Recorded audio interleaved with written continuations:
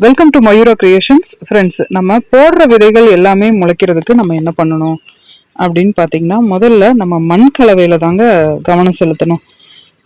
போடுற விதைகள் எல்லாமே முளைக்கணும்னா, இப்போ இந்த பேக்ல பார்த்தீங்கன்னா மண் ஒரு பங்கு, அப்புறம் அந்த வேஸ்ட் எல்லாம் கழிவு சேர்த்து வச்சிருக்கோம் இல்லையா, பாருங்க. இப்படிதான் நான் பழைய மண்ணெல்லாம் எடுத்து இந்த மாதிரி கொட்டிடுவேன். ஒரு பேக்ல மாத்திக்கிட்டே இருப்போம் இல்லையா, ரீபார்ட் பண்ணுவோம். அப்போ வந்து அந்த மண்ணை எடுத்து கொட்டிட்டு இந்த மாதிரி வேஸ்டேஜ் நம்ம இலத்தரைங்களை எல்லாம் கலெக்ட் பண்ணி வச்சிருப்பேன். ஒரு பங்கு மண், ஒரு பங்கு வேஸ்ட், அந்த மாதிரி போட்டுட்டு வரிசையா போட்டுட்டே வருவேன். போட்டுட்டே வந்துட்டு இது 3/4 வந்துருச்சு இந்த பேக்ல. இதுக்கப்புறமா இந்த மண் கலவையை நம்ம தயார் பண்ணிக்கணும். இந்த மண் கலவையில நான் ஆல்ரெடி உங்களுக்கு எப்படி கலக்குறோங்கிறது போட்டிருக்கேன். ஒரு பங்கு செம்மண், ஒரு பங்கு கொக்கோபிட்டு, 1/4 பங்கு வெர்மி கம்போஸ்ட், அப்புறம் பயோ ஃபர்டிலைசர்ஸ், இது எல்லாமே இந்த மண்ணில் மிக்ஸ் பண்ணியிருக்கேன். நிறைய பேர் இந்த மண் கலவை நம்மகிட்ட வாங்கியிருக்கிறீங்க, ரொம்ப நல்லா வருதுன்னு நீங்கள் எனக்கு ஃபீட்பேக்கும் கொடுத்துருந்துருக்கிறீங்க. இந்த மாதிரி மண் கலவையை நம்ம தயார் பண்ணி வச்சுட்டு போன் மீல், சிலர் வந்து எனக்கு இந்த வெஜ்ஜு நான் அப்படிம்பாங்க, அதனால அவங்களுக்கு வந்து போன் மீல் போட மாட்டேன். மற்றபடி போன் மீல் மிக்ஸ் பண்ணி தான் நம்ம போட்டு கொடுப்போம். போட்டு இந்த மாதிரி போட்டுட்டு இதில் வந்து ஆல்ரெடி விதை போட்டிருக்கேன். அண்ணாமலை கத்திரியும் கொஞ்சம் பால்சமும் போட்டிருக்கேன்.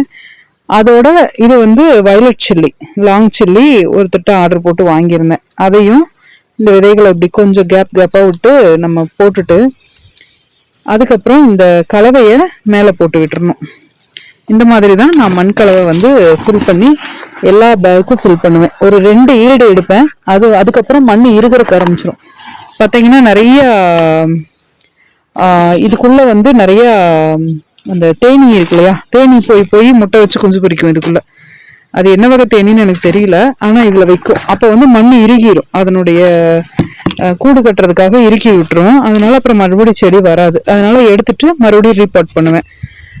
அந்த மண்ணெல்லாம் எடுத்து கொட்டி ஓரளவுக்கு இப்படி போட்டு நம்ம எல்லாம் பரத்தி விட்டோம்னா அந்த விதைகள் வந்து கீழே ஒரு இன்ச்சுக்கு மேல விதைகள் கீழே இருக்கணும். அதுக்கு 1 இன்ச்சுக்கு மேல மண் கலவையை கொட்டி, இந்த மண் எவ்வளவு பொலபொலன்னு இருக்கு பாருங்க, இப்படி இருக்கணும், உதிரணும்.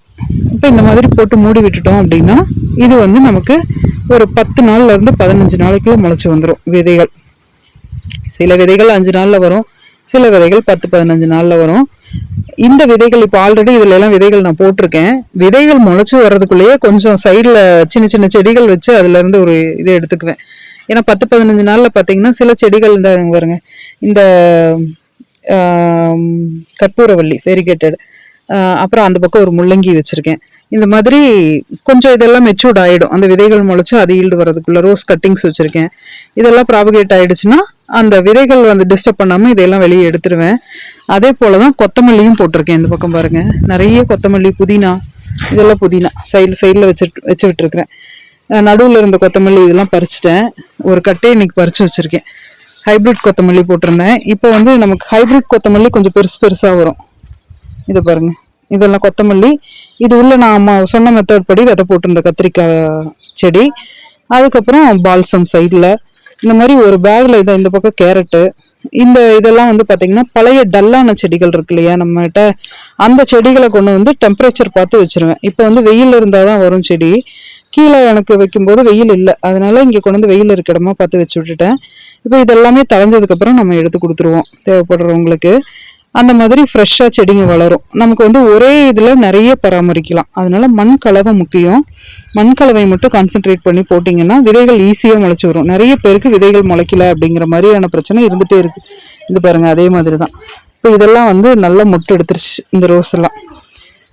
இனி வந்து இன்னும் கொஞ்சம் வளர்ந்ததுக்கு அப்புறம், இன்னும் கொஞ்சம் நான் எதிர்பார்க்குற மாதிரி ஒரு புஷி டைப் வந்ததுக்கு அப்புறம் நான் கொடுத்துருவேன். மல்லி, இதுல சைட்ல பாத்தீங்களா கொத்தமல்லி, இந்த மாதிரி நீங்க வளர்த்தீங்க அப்படின்னா ஒரே பேக்ல நிறைய ஈல்டு எடுக்க முடியும். இதெல்லாம் கொத்தமல்லி. இதுல இருந்து இப்பதான் ஒரு கட்டு நான் பறிச்சேன். பறிக்கும் போது யோசனை வரல, இல்லைன்னா உங்களுக்கு பறிக்கும் போதே எடுத்துருந்துருப்பேன். அதனால இந்த மாதிரி ஒரு பேக்ல மண் கலவையை மட்டும் ரெடி பண்ணிக்கிட்டீங்க கரெக்டா அப்படின்னா நம்ம கிட்ட இருக்க மண்ணை எப்பயுமே மாத்த வேண்டாங்க. 10 வருஷம் ஆன மண்ணு கூட நான் இன்னும் வச்சிருக்கேன். ஏன்னா ரீபார்ட் பண்ணிக்கிட்டே இருப்பேன். அப்போ வந்து எந்த தொந்தரவும் இல்லாம நமக்கு வந்து வந்துட்டே இருக்கும், செடிங்க வந்து வந்துட்டே இருக்கும். இதெல்லாமே பால்சம்.